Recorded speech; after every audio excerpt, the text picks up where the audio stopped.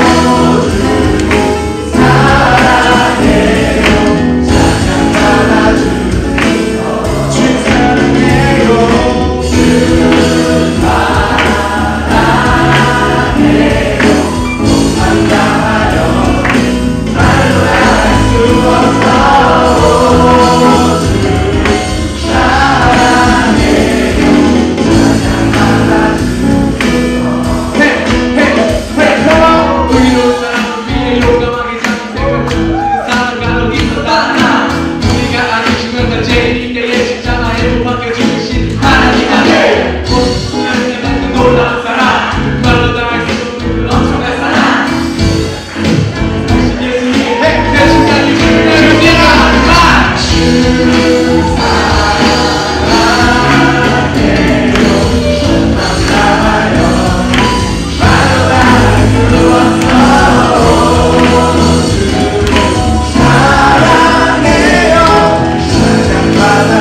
마지막으로 주 사랑해요.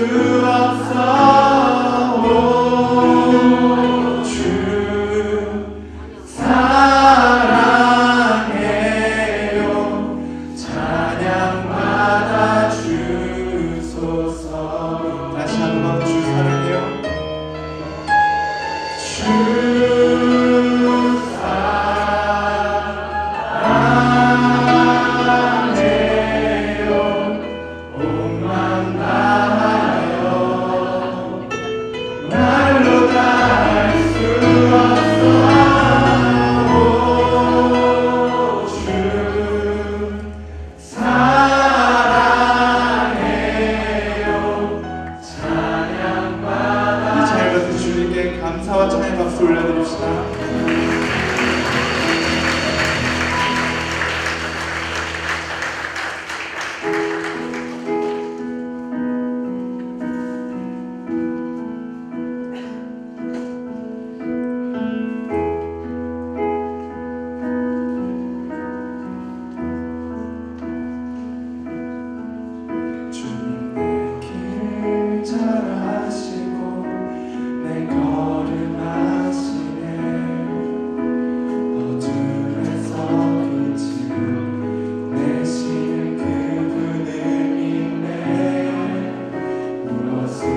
주를 섬기지 어디로 가야 할지 헤매이는 나를 아시고 길을 여시네. 내 삶은 주의 것, 내 삶은 주의 것, 온전한 진리 주께 드리네. 보이지 않아도 믿음으로 걷네. 주 영광 바라보며 주만 따르네.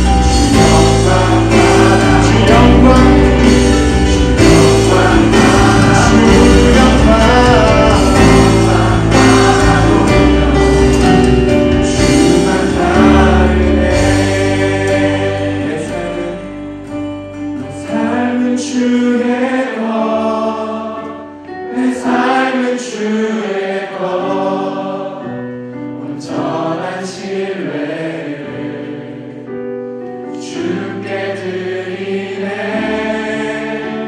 보이지 않아도 믿음으로 걷네. 주 영광 바라보며 주만 따르네.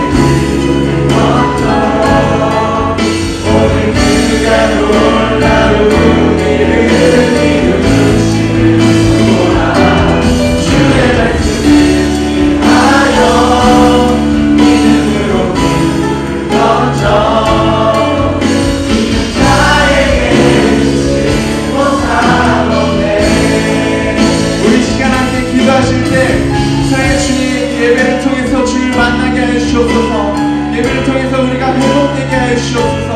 예배를 통해서 우리의 삶이 주님께서 함께 하시는 삶이 될 수 있도록 인도하여 주옵소서. 예배에서 다시 기도하겠습니다. 하나님, 주님을 찾기를 원합니다. 주님을 쫓기를 원합니다. 아버지 하나님, 이 시간 주님을 통해서 아버지 하나님 주님을 만나길 원합니다. 주님께서 함께 하여 주옵소서. 말씀 읽겠습니다.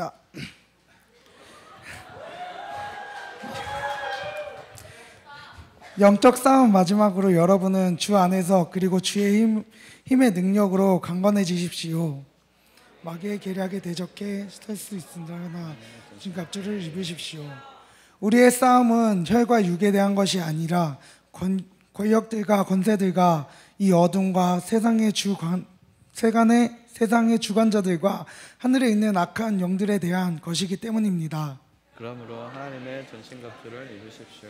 이는 여러분이 여러분이 약한 영에 능히 대적 대적하고 모든 것을 행한 후에 굳건히 서기 서기 위한 위한 것입니다. 것입니다. 그러므로 여러분은 굳건히 서서 진리로 허리띠를 띠고 의의 가슴바지를 붙이고 예비한 평화의 평화의 신을 복음의 신고 신을 신고 모든 일에 믿음의 방패를 가지고 이것으로 악한 자의 모든 불화살을 소멸시키며 구원의 투구와 성령의 검 곧 하나님의 말씀으로 무장하십시오.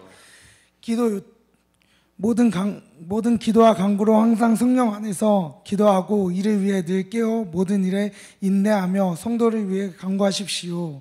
또 나를 위해 기도하시기를 내게 말씀을 주셔서 이를 열어 복음의 비밀을 담대하게 앉을 수 있게 해달라. 기도해 주십시오. 다 같이 읽겠습니다. 내가 이것을 위해 사슬에 매인 사신이 됐습니다. 그러므로 내가 복음 안에서 마땅히 기도해 주십시오. 제가 잠깐 기도하겠습니다. 사랑이 많으신 아버지 하나님, 이 시간 하나님의 임재를 구합니다. 하나님의 도우심으로 모든 사람이 한 마음으로 하나님의 말씀에 집중하고 하나님의 말씀을 암송함으로 언제나 살아계신 하나님을 경험할 수 있는 귀한 시간들이 되게 하여 주시옵소서. 하나님이 주시는 그 축복을 매일매일 누리게 되는 인생들이 되기를 소망합니다. 이 시간 함께하여 주시옵소서. 감사드리며 사랑이 많으신 예수님의 이름으로 기도했습니다. 아멘.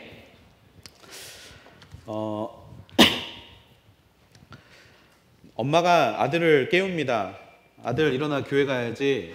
그랬더니 아들이 이렇게 대답합니다. 엄마, 저 어제 제대로 잠도 못 잤어요. 피곤한데 교회 가기가 너무 힘들어요. 그랬더니 엄마가 또 이렇게 이야기를 합니다. 그래도 주일인데 교회는 가야지. 어서 일어나서 아침 먹자. 그러자 아들이 또 이렇게 대답합니다. 어차피 교회 가봤자 다른 사람들도 다 조는데 어차피 교회에서 가서 불편하게 잘 거 그냥 집에서 편하게 자면 안 돼요? 라고 물어봅니다. 그랬더니 엄마가 입을 열어서 이렇게 이야기를 하죠. 그럼 담임 목사가 교회 안 갈 거야? 가서 설교해야지 라고 이야기를 합니다. 네, 되게 재미있는 이야기인데 제가 되게 너무 재미없게 이야기를 한 것 같아요. 네. 제가 학교를 다닐 때 이제 저는 여러분 아시다시피 신학교를 나오고 또 이제 신대원을 나왔는데 제가 학교 다닐 때 설교학 시간에 교수님이 해주신 말이에요. 설교학을 처음 듣는데 교수님이 저한테 이제 저희에게 그렇게 이야기를 해주셨습니다. 설교하다 보면 사람들이 잘 일이 있을 거야. 너희가 이제 설교를 하게 되면 수많은 사람들이 잠을 잘 거야. 어떤 사람들은 그래도 은혜롭게 앞뒤로 고개를 끄덕거리면서 자는 사람들이 있고 또 어떤 사람들은 좀 불경하게 좌우로 고개를 흔들면서 자는 사람들도 있을 거야. 그래서 그런 사람들 때문에 마음이 어렵거나 시험에 들지 말아라. 그런 사람들이 있다라고 해서 설교를 안 할 거냐. 그럼에도 설교는 계속되어야 한다라는 뉘앙스로 저희에게 말씀을 해주셨어요. 그 설교에 대한 사명감을 잊지 말아라 라는 의미로 저희에게 이런 이야기를 해주셨던 기억이 납니다. 사실 저도 교회에서 굉장히 많이 자는 사람 중에 한 명입니다. 요즘도 조금 제가 많이 졸아요. 특히 영상 설교하면 제가 아침에 하루 종일 그 영상 설교를 두세 번을 보거든요. 근데 이제 저희 예배 때 와서 영상 설교를 보면 이제 한 4번째 보는 거기 가다 보니까 다음에 무슨 이야기가 나오는지 뻔히 알고 변명입니다. 그래서 그 예배 시간에 저도 졸아요. 이게 앞에 보면 졸고 있는 저의 모습을 이제 가끔 보실 수 있게 되는데 저도 교회 다닐 때 엄청나게 졸았고 지금도 가끔 좁니다. 근데 이상하게 말씀만 시작하면 왜 그렇게 졸리는지 아브라함 이야기가 시작되면 그래 아브라함은 믿음으로 사는 사람이었지 무슨 이야기 할지 뻔히 알겠어 이야기하면서 저도 모르게 취침 자세를 취하고 있는 모습을 발견하게 됩니다. 혹시 이제 제가 여러분들을 졸게 한다라면 그 죄값은 제가 받는 겁니다. 여러분들 좀 이렇게 마음 슬퍼하지 마시고, 네, 그렇다고 졸라는 이야기는 아니고요. 네, 편하게 예배 시간에 함께 하셨으면 좋겠어요. 사실 설교라는 게 듣는 행위이다 보니까 많이 졸립니다. 내가 능동적으로 할 수 있는 시간이 아니기 때문에 많이 졸리고 내가 어떤 이 환경에 영향을 받을 수밖에 없어요. 제 목소리가 누군가에게는 졸리는 목소리로 들리기도 하고요. 제가 이렇게 농담을 많이 하지 않다 보니까 좀 이런 컨텐츠의 부족으로 여러분이 좀 졸릴 수 있다라고도 생각을 합니다. 그런데요, 우리가 이 말씀에는 영향을 참 많이 받는데 말씀의 영향을 받지 않는 게 하나가 있습니다. 무엇이냐면 바로 기도라는 거예요. 네, 기도. 네, 소리가 좀 이상해요. 네, 소리 좀 잡아주세요. 이 기도는요, 어떤 다른 사람들의 영향을 잘 받지 않습니다. 이 기도라는 것은요, 나와 하나님과의 관계 안에서 어떤 다른 사람의 목소리에 영향을 받는 것도 아니고 또 내가 입을 열어서 기도하는 것이기 때문에 제3자가 개입할 수 없는 영역이 바로 이 기도라는 영역입니다. 기도는요, 그래서 잘할 거냐, 기도를 열심히 하느냐, 그렇지 못하느냐의 의지는 누구에게 달려 있냐면 바로 나에게 달려 있다라는 거죠. 성경은 우리가 기도할 때 기억할 것이 있다라고 이야기를 합니다. 그 중에서 참 많이 하는 말 중에 하나가 무엇이냐면 바로 깨어서 기도하라라는 말이에요. 깨어서 기도하라. 베드로전서 4장 7절에 보면 이런 말씀이 있어요. 만물이 마지막에 가까이 왔습니다. 그러므로 여러분은 정신을 차리고 깨어서 기도하십시오. 골로새서 4장 2절에도 이렇게 이야기합니다. 항상 기도에 힘쓰고 기도 가운데 감사함으로 깨어 있으십시오. 고린도전서 16장 13절, 이 앞에 이제 기도의 얘기가 나오고 이렇게 이야기가 나와요. 깨어 있으십시오. 믿음에 굳게 서십시오. 용감하고 강건하십시오. 오늘 성경 우리가 함께 보니 성경뿐만이 아니라 성경의 수많은 곳에서 뭐라고 이야기를 하고 있냐면 기도함으로 깨어 있어라, 깨어서 기도하라, 그리고 깨어서 항상 굳건히 서 있어라 라는 말씀을 성경은 우리에게 이야기를 합니다. 뿐만 아니라 오늘 우리가 함께 본 본문 18절에도 이런 말씀이 있죠. 이를 위해 깨어 모든 일에 인내하며 성도를 위해 간구하라라고 오늘 바울이 우리에게 권면하는 것을 우리가 보게 됩니다. 깨어 있어야 하는 이유, 깨어서 기도해야 하는 이유는 간단히 말하면요, 그 때를 놓치지 않아야 하기 때문입니다. 그 때는 어떤 때입니까? 바로 하나님이 임재하는 때, 하나님이 역사하는 때, 그 때를 놓치지 않기 위해서 깨어서 기도하라라고 바울이 우리에게 전하고 있다라는 것이죠. 여러분, 모든 기도는요, 해야 할 때가 있습니다. 모든 기도는 해야 할 때가 있습니다. 그런데 자고 있으면 그 때를 놓치게 되죠. 새벽 4시에 일어나야 하는데 새벽 4시에 하나님이 나를 일어나라고 계속 새벽 기도를 가야 한다라고 말씀하시는데 이 4시에 일어나지 못하면 그 기도해야 될 때를 놓치게 됩니다. 이제 수능이 다가오고 있는데요. 수능 시험을 위해서는 언제 기도해야 하냐면 바로 지금 기도해야 합니다. 수능이 11월 15일인데 여러분 11월 16일에 수능을 위해서 기도하는 건 아무 의미가 없죠. 수능을 보고 난 이후에는 무엇을 위해서 기도해야 하냐면 수능 시험의 결과에 마음이 좌지우지 않게 해달라고 기도해야 합니다. 모든 기도에는 때가 있고 그 기도를 해야 하는 이유가 있습니다. 십자가 사건을 앞에 두고 예수님께서 제자들을 데리고 겟세마네 동산에 올라가셨습니다. 거기에서 예수님이 내 마음이 괴로우니 나를 위해 기도해달라고 제자들에게 이야기를 하시죠. 그랬는데 기도의 자리, 기도를 요청을 하고 본인의 기도의 자리로 나아가셨는데 제자들이 어떻게 합니까? 기도하지 않고 잠을 잡니다. 그때 예수님이 제자들에게 뭐라고 말씀하시냐면 이렇게 이야기하시죠. 마태복음 26장 41절에 보면 시험에 들지 않도록 깨어서 기도하라. 마음이 간절한데 육신이 약하구나 라고 제자들에게 이야기를 하십니다. 예수님이 이렇게 말씀하시는 이유는요, 시험에 들지 않도록, 지금 이 시간에 너희를 유혹하는 수많은 마음들이 있을 텐데 그 시험에 들지 않도록 너희가 지금 깨어서 기도해야 한다라는 것을 예수님이 우리에게 전하고 계시다라는 거죠. 그런데 사람들은요, 시험에 들지 않도록 깨어서 기도하라라는 구절에 집중하는 것이 아니라 뒷부분에 집중을 합니다. 마음은 간절한데 육신이 약하구나. 그래서 수많은 믿음의 사람들이 이 구절을 약간 자기의 변명의 도구로 많이 사용을 하기도 합니다. 너 왜 기도하지 않니? 그러면 목사님 마음은 간절한데 육신이 약합니다. 제 육신을 위해서 기도해 주십시오라고 이야기를 할 때가 너무나 많습니다. 그런데요, 여러분, 이 말씀은요, 예수님이 우리가 기도하지 않은 상황에 대비해서 변명하라고 주신 말씀이 절대로 아닙니다. 무슨 이야기냐면 예수님은요, 이 마음에 간절함을 담아 우리에게 이야기를 하고 계시는 거예요. 지금은 육체의 약함에 넘어질 때가 아니다. 지금은 너희가 육체의 약함에 넘어질 때가 아니라 지금은 깨어서 기도할 때다라고 우리에게 말씀하고 계시다라는 거예요. 성령님이 너희를 이끌어가고 계시고 그 이끄심을 따라 기도할 때다.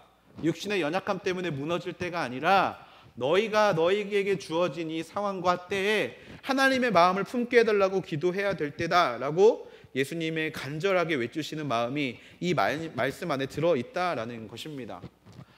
제가 아이를 돌봄이 너무나 힘들다고 해서 저희 아내를 위해 기도하는 것을 멈추면 안 되는 때가 바로 지금의 때인 것처럼 여러분 눈앞에 펼쳐져 있는 일들이 여러분들 너무나 힘들게 하고 어렵게 하고 있는데 육신의 연약함 때문에 기도하지 못한다라는 핑계를 예수님은 듣고 싶지 않으시다라는 거예요. 그럼에도 불구하고 서서 깨어서 간절히 내 앞에 기도하는 그런 하나님의 자녀가 되어라라고 하나님이 요청하고 계시다라는 겁니다. 모든 기도에는 때가 있습니다. 그리고 그 때를 놓치지 않는 저와 여러분이 되기를 주님의 이름으로 축복합니다. 예수님의 음성, 육신의 약함이 있을지라도 깨어서 기도하는 하나님의 자녀가 되어라라는 그 외침을 들을 수 있는 우리 모두가 되기를 간절히 기도합니다.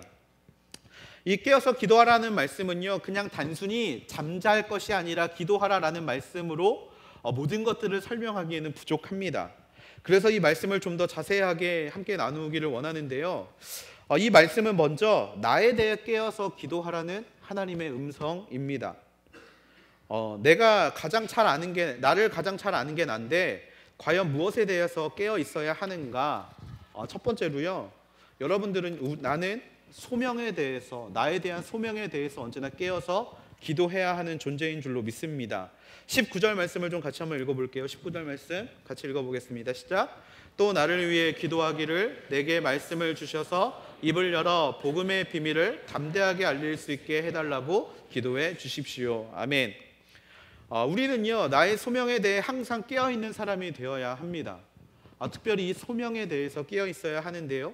여러분, 소명과 사명에 대해서 많은 분들이 좀 헷갈리는 것들을 경험하는 것을 제가 알고 있습니다. 제가 간단하게 설명을 드릴게요. 뭐냐면 소명은 모든 사람들을 위한 부르심이고요. 사명은 바로 개개인의 일에 대한 부르심이라고 생각하시면 쉽습니다. 그러니까 무슨 이야기냐면 저와 여러분 모두는요, 하나님의 부르심을 받았습니다. 부르심을 받았는데 이것이 바로 소명이에요. 무슨 부르심을 받았느냐? 바로 복음 전하는 자의 삶을 살으라는 부르심을 받았습니다.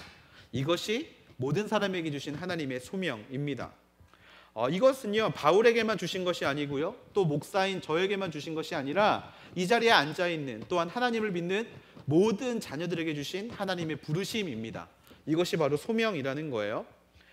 바울은요, 자신의 입을 통해 복음의 비밀을 담대히 알리게 해달라고 기도 요청을 합니다.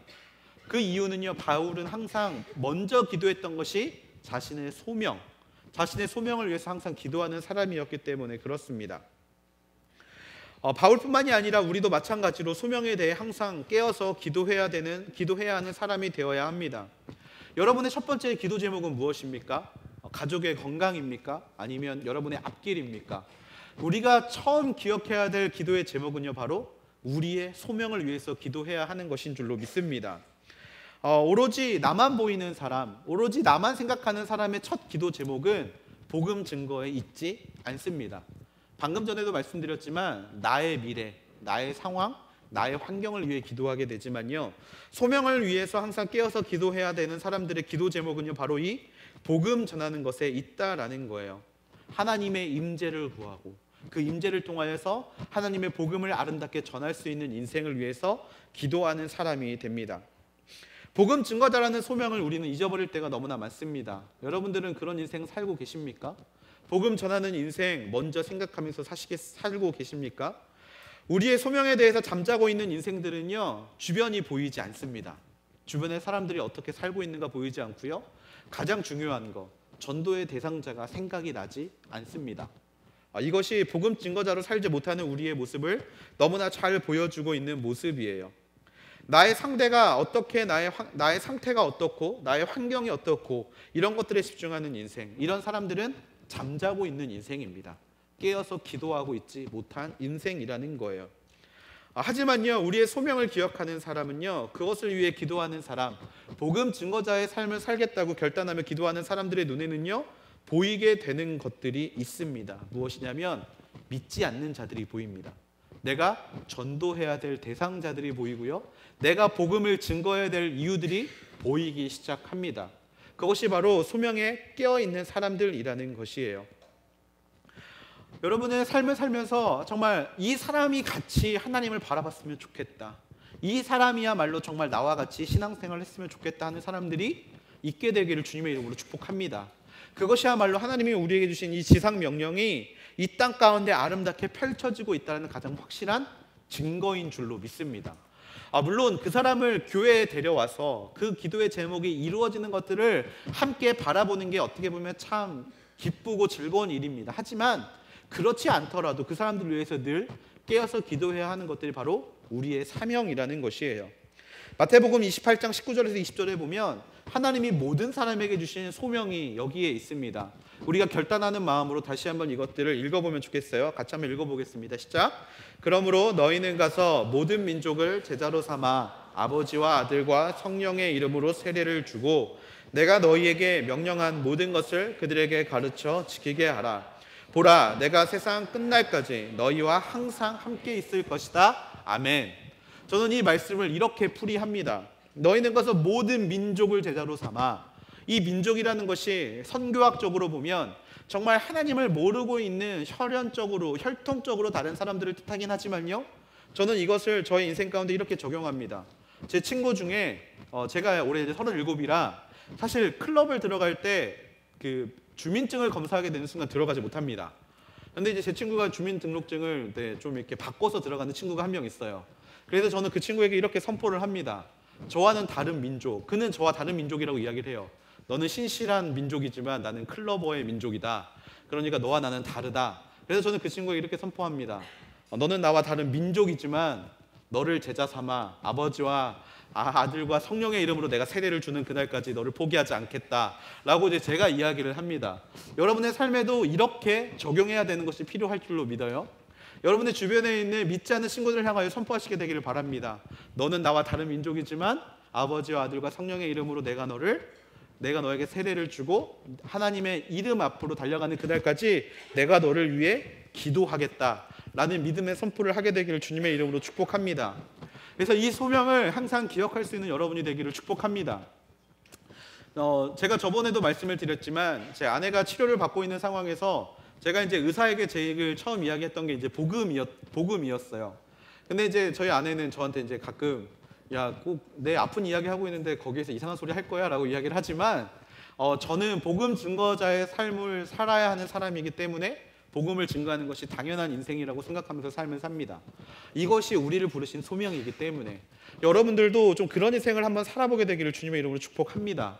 정말 모든 일 먼저 복음을 증거할 수 있는 인생, 모든 이야기에 먼저, 모든 기도에 앞서서 복음 증거에 나의 마음을 다 쏟을 수 있는 인생, 그런 인생이야말로 바로 나의 모습 가운데 깨어서 기도하는 인생이 될 줄로 믿습니다. 두 번째 우리가 깨어서 기도해야 되는 것은요, 바로 사명입니다. 사명. 하나님의 부르심, 복음 증거자의 삶으로 소명을 위해서 우리가 기도했다라면 두 번째 우리의 사명을 위해서 기도해야 됩니다. 20절 말씀 같이 한번 읽어보면 좋겠어요. 20절 같이 읽어보겠습니다. 시작. 내가 이것을 위해 사슬에 매인 사신이 됐습니다.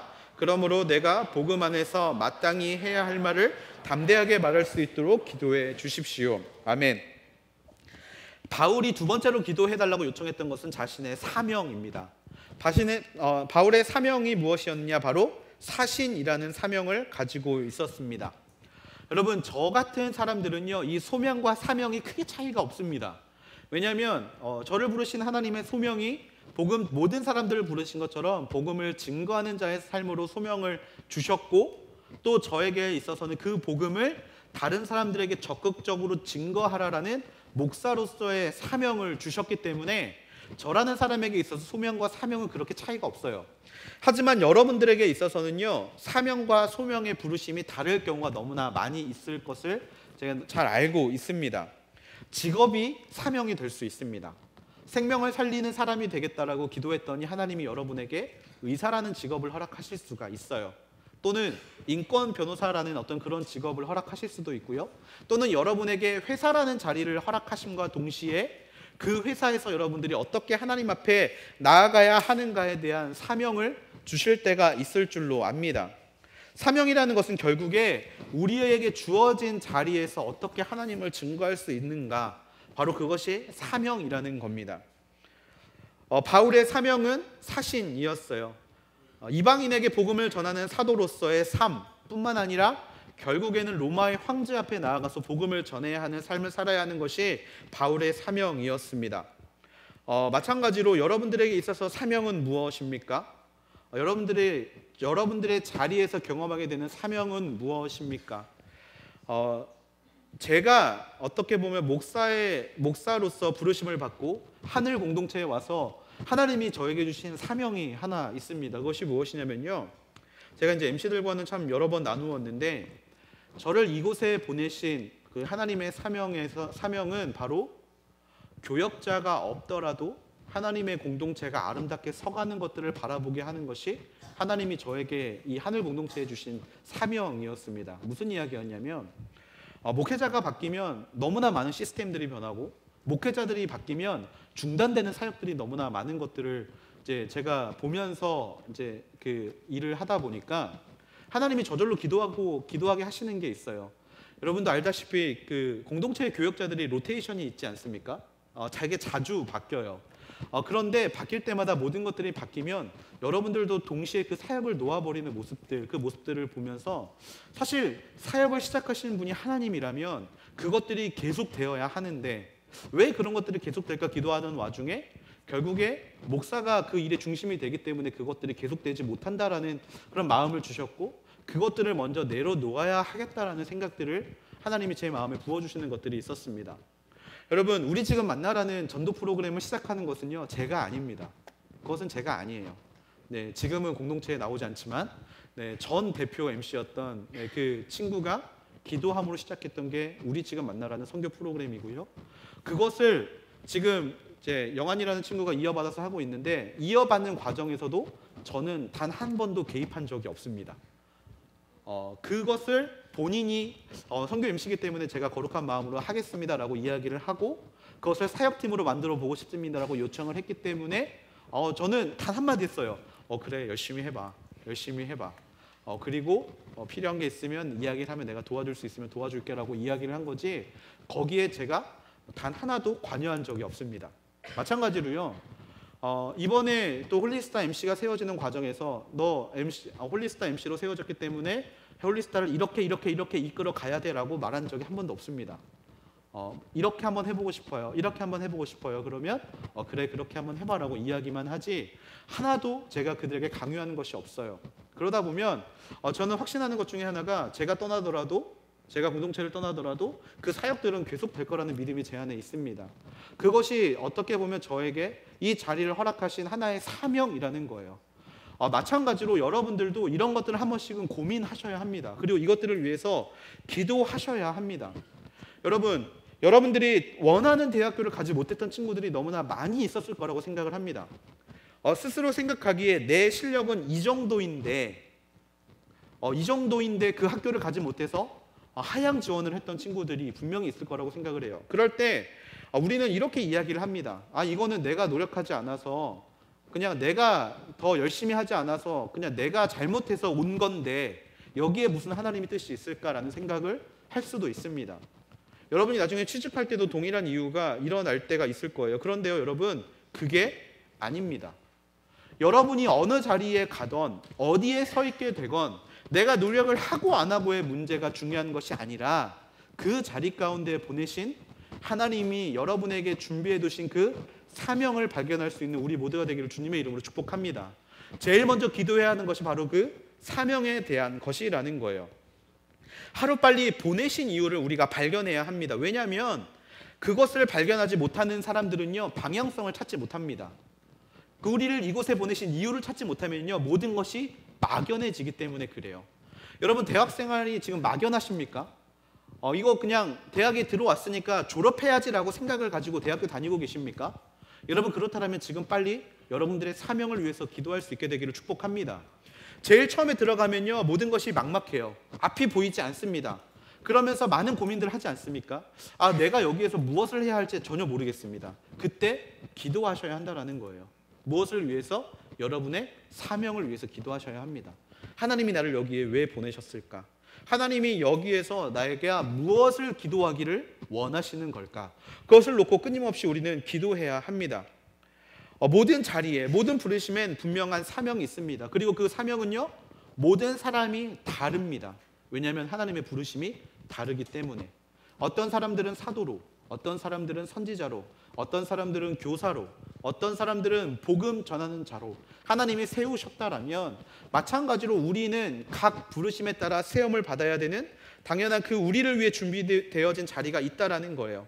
그리고 그것들을 빨리 찾는 사람이야말로 그 자리에 부으시는 하나님의 은혜를 빨리 발견할 수 있게 될 줄로 믿습니다. 자꾸 이 친구를 제가 거론하다 보니까 이 친구가 굉장히 특별한 믿음의 자녀처럼 보일지 모르겠지만 그건 아닙니다. 그래서 개인적으로 교만해지지 않게 되기를 바라는 마음으로 제가 한 친구의 이야기를 또 하나 하고 싶은데요. 저희 영환이라는 친구, 지금 영환이라는 친구가 선교 MC를 열심히 섬기고 있는데, 이 친구를 볼 때마다 좀 되게 감사함이 좀 있습니다. 이제 원래 새가족 MC였는데 이제 선교 MC로 새로 세우게 되고, 이 친구가 선교 MC를 들어가자마자 제일 처음에 한 게 뭐였냐면요, 본인이 이 자리에서 무엇을 해야 할까를 고민하고 있는 모습들을 제가 처음에 발견했습니다. 그게 무엇이냐면 바로 사명에 대한 부르심이라는 거예요. 사명에 대한 부르심. 선교 MC가 단순히 그냥 아웃리치 갈 때만 반짝 일하는 사람, 이게 아니라 공동체가 어떻게 하면 하나님의 그 선교에 대한 부르심으로 나아갈 수 있을까를 고민하는 자리라는 것을 먼저 기도하면서 그것을 받고, 내가 이것들을 섬겨보겠습니다라고 먼저 이야기했던 친구가 이제 이 친구였어요. 이 친구를 바라보면서 제가 이제 감동한 게 바로 그 부분이었다라는 겁니다. 그래, 부르심의 자리가 있다라면 우리는 순장으로 부르셨어? 그럼 순장을 잘 섬겨봐야지. 사실 여기에서 멈출 때가 많고요. 우리를 MC로 부르셨다 그러면 그래, 난 MC, 이제부터 MC니까 잘 섬겨야지. 여기서 멈출 때가 너무나 많아요. 그런데 사실 여기에서 우리는 한 발 더 들어가야 한다는 거예요. 나를 이 자리에 보내신 이유가 뭘까? 이 자리에서 내가 무엇을 감당해야 할까? 순장으로 부르셨다라면 그래, 우리 순 가운데 영적으로 무언가 잘 세워주지 못한 친구들을 세우라고 나를 이 자리 가운데 부르셨다라고 믿고, 그런 자들을 더 품어주고 감싸 안아줘야겠다라는 그런 우리의 사명을 우리 스스로가 그 자리 가운데 발견할 수 있어야 한다라는 것입니다.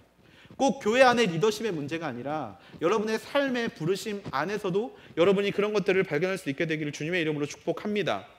깨어서 기도할 때 우리가 방향성을 찾게 되고, 여러분 목적이 있는 삶만큼 행복한 삶이 없는 줄로 믿습니다. 그 사명에 대한 부르심이 이 자리에 앉아있는 하늘대학부 모든 지체들이 그것들을 발견할 수 있게 되기를 주님의 이름으로 축복합니다. 하나님은요, 나를 위해 깨어서 기도하라고 말씀하십니다. 소명과 사명을 위해서 깨어서 기도하라고 말씀하시는데요, 더 중요한 메시지를 우리에게 한 가지를 더 던지십니다. 그것은 무엇이냐면, 우리가 시대를 위해서 깨어서 기도하라고 하나님은 우리에게 요청하고 계시다라는 겁니다. 모든 장소는요, 그 장소가 있어야 하는 이유가 있습니다. 예를 들면 저 북한산 꼭대기에 그 누구도 마트를 열지 않습니다. 왜냐하면 거기는 이제 등산객들만이 이용하기 때문에. 마트가 있어야 하는 장소는 어디냐면요, 바로 아파트가 많은 지역, 사람이 많은 지역에 마트는 들어와야 합니다. 여러분, 절이 왜 산에 있는지 아십니까? 절이 산에 있는 이유는요, 절의 궁극적인 가치가 무엇이냐면 바로 내가 세상의 모든 것들을 해탈하고 스스로가 부처가 되기 위해서 개인 수양의 목적이 있기 때문에 절은 산에 있는 게 맞습니다. 그런데 여러분, 교회는 어디에 있습니까? 교회는 세상 가운데 있습니다. 교회는 세상 가운데 있어요. 교회는 정말 그 사람들이 사는 가까운 데 있습니다. 그 이유가 뭐냐면요, 교회는 세상의 빛과 소금이 되어야 하기 때문에 그렇습니다. 교회는요, 나 혼자만의 구원을 가지고 살아가는 게 목적이 아니라 우리가 세상 가운데 들어가 그 세상을 변화시키는 사람들이 되어야 하기 때문에 교회는 바로 세상 가운데 있다라는 거예요. 여러분, 칼바르트라는 신학자가 있습니다. 적어도 대한예수교 장로회 통합이라는 곳에 다니고 있는 분들이라면 이 칼바르트라는 신학자는 이름이라도 들어봐야 합니다. 여러분, 뭐 그 사람이 여러 가지의 어떤 교리적인 부분들을 참 많이 이야기했는데 그런 것들을 여러분에게 이 시간 다 이야기하기는 시간이 부족하기 때문에 한 가지 이 신학자가 했던 한 말이 있어요. 뭐냐면 믿는 자들은 양손에 들고 있어야 할 것이 있는데 한 손에는 성경을, 한 손에는 신문을 들어야 한다라고 이야기를 했습니다. 그게 무슨 이야기냐면 신문을 보지 않고 살아가는 것이 진정한 신앙이 아니라라고 이야기를 하는 거예요. 우리가 성경을 보는 것, 우리가 말씀을 보는 것, 그 이유가, 말씀을 봐야 하는 이유가 무엇이냐면 그 말씀을 가지고 우리가 세상 가운데 나아가야 하기 때문에, 그래서 한 손엔 성경, 한 손엔 신문을 들어야 한다라고 이야기를 했다라는 거예요. 말씀을 가지고 세상을 볼 수 있는 눈을 띄워야 한다라는 이야기입니다. 신문을 보지 않고 말씀만 보고 살아가는 믿음을요, 우리는 순수하고 거룩한 믿음이라고 생각할지도 모르겠습니다. 말씀만 있으면 되지, 세상이 돌아가는 게 뭐가 그렇게 중요해? 라고 이야기할 수도 있을 것 같아요. 그런데 그런 것들은 순수한 것이 아닙니다. 여러분, 정말 혹시나 그렇게 생각하고 계시다라면 사실 그 사람들은요, 신앙생활을 여러 명이서 모인 여기에서 할 필요가 전혀 없습니다. 하나님과 나와의 관계만이 중요하다라면, 그냥 나의 신앙만이 중요하다라면요, 그 사람들은 사실 이렇게 무리의 모임 가운데 예배를 드려야 될 필요가 전혀 없습니다. 하나님은요, 항상 우리에게 두 가지를 말씀하신다라고 제가 여러분에게 여러 번 말씀을 드렸죠. 하나님을 사랑하고 그 다음에 해야 될 것이 이웃을 내 몸과 같이 사랑하는 것. 하나님과의 관계를 가지고 세상 가운데 쓰임 받아야 하는 것이 하나님 안에서의 진정한 신앙입니다.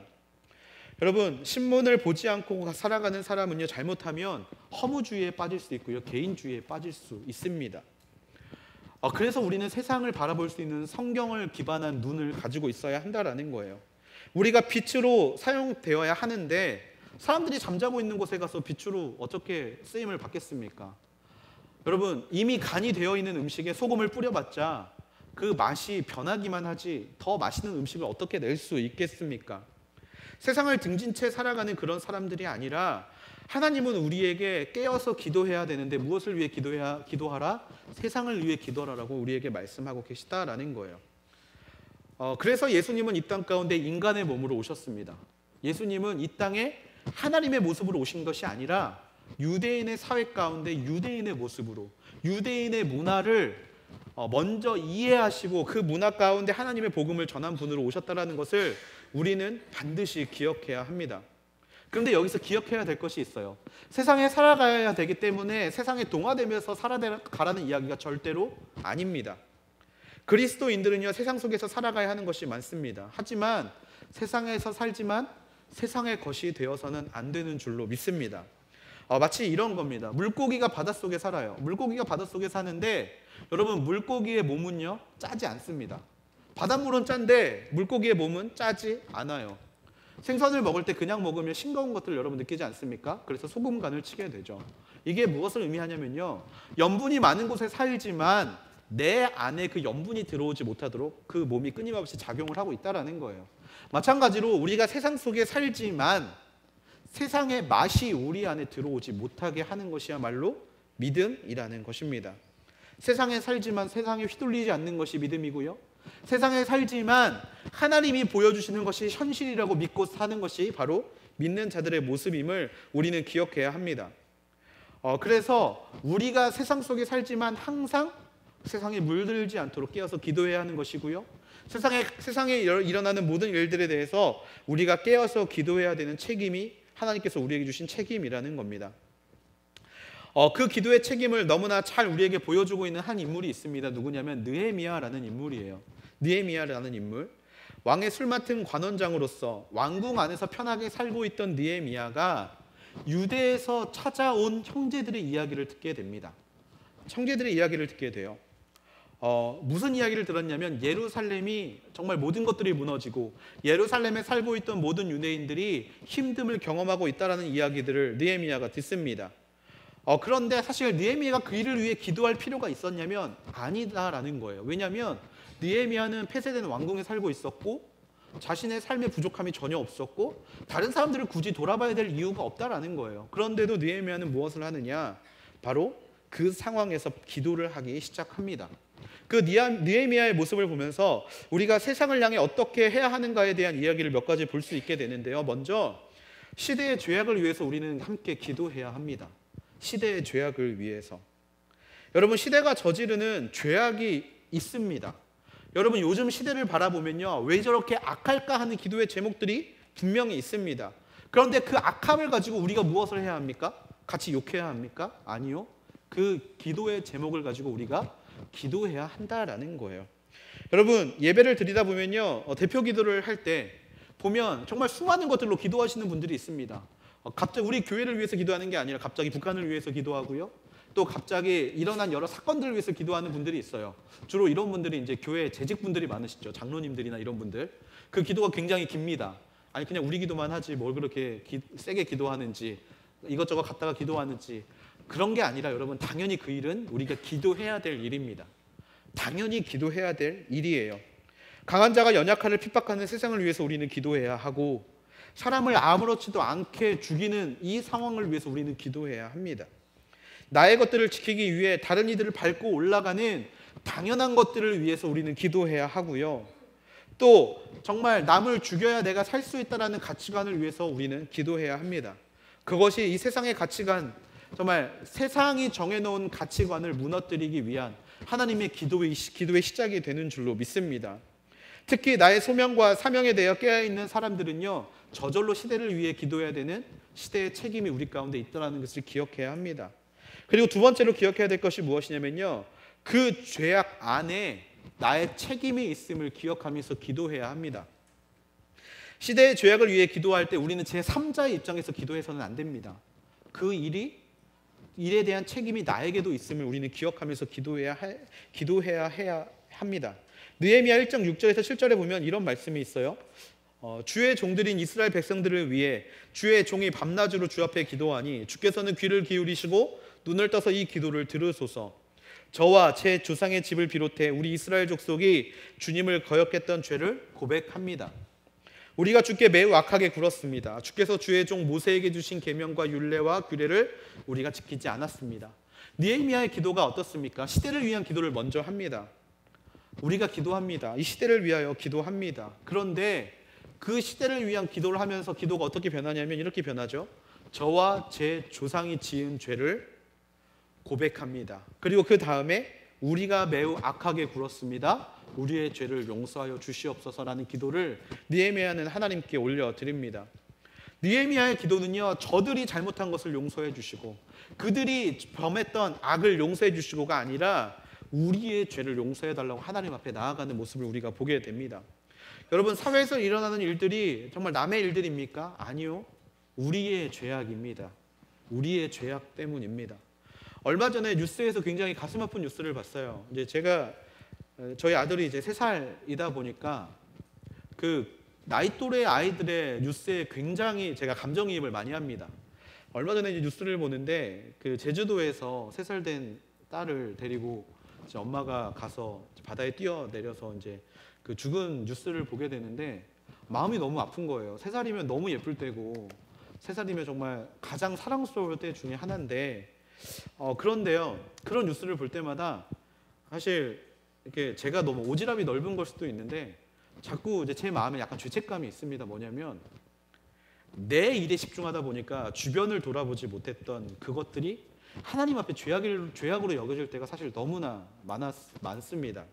뿐만 아니라 옛날에 새 모자가 방에서 이제 그 먹을 것이 없어서 굶어 죽었던 사건이 있었어요. 근데 그럴 때도 동일하게 제 마음에 하나님이 계속 주시는 마음이 어떤 마음이냐면 너에게 집중하다 보니까 주변을 돌아보지 못하는 너의 모습을 해결하라는 마음을 하나님이 굉장히 많이 주신 적이 있습니다. 사실 이제 요즘에 저희 아내가 아프다 보니까 그 일에 집중하면서 또 하나님 주셨던 마음이 있었던 게 무엇이었냐면 주변에 가족이 아픈 친구들이 너무나 많다라는 거예요. 제 주변에 가족이 아픈 친구들이 너무나 많고, 특별히 우리 하늘대학교 안에도 가족이 아픈 친구들이 너무나 많이 있었는데, 그것들을 돌아보지 못하는 저의 모습에 좀 스스로 죄책감을 느낄 때가 굉장히 많습니다. 사실 믿는 사람들이요, 믿는 사람들이 저뿐만 아니라 여러분들 또한 믿는 사람 모든 사람들이 주변을 돌아볼 수만 있었다라면 사실 외로워서 고독사 하시는 분들이 있었겠습니까? 사실 우리 한 사람 한 사람이 믿는 자로서 그 자리에 바로 설 수만 있었다라면 그렇게 외로워서 힘들어서 그렇게 죽는 사람들이 발생했겠습니까?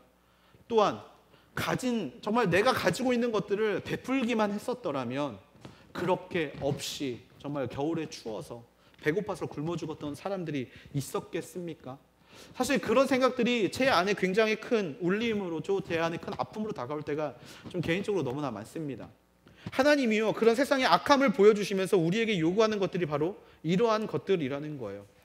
믿는 사람들이 자기에게 주는 것들을 제대로 사용하기만 했더라면, 하나님이 주신 그 불을 제대로 사용하기만 했더라면, 하나님이 우리에게 주신 그 시간을 나를 위해 사용하는 것이 아니라 적어도 그 시간이 필요했던 사람들을 위해서 사용했더라면 과연 그 죄악들이 죄로 끝날 것인가? 아니라는 것입니다.